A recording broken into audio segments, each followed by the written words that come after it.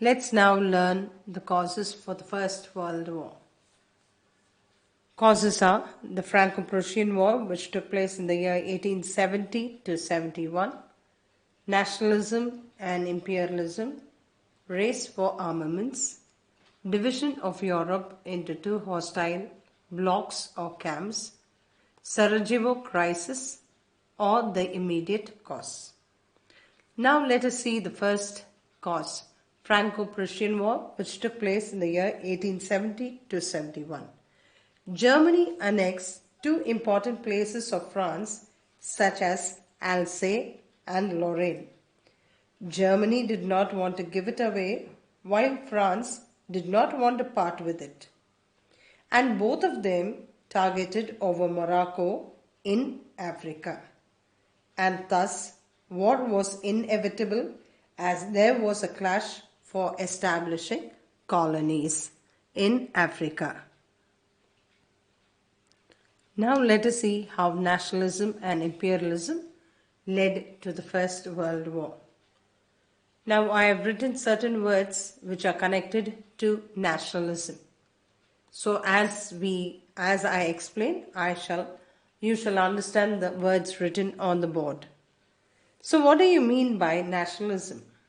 Nationalism is a sense of unity felt by the people who share a common history, language, and culture. Now, what happens when nationalism becomes negative? It gives rise to aggressive nationalism.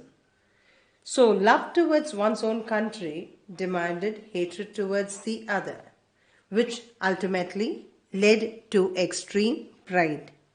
The people were made to believe that their country was superior to the others.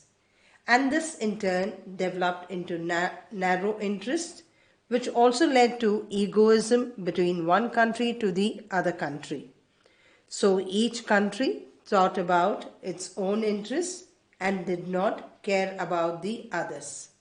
And hence a lot of selfish motives came into existence.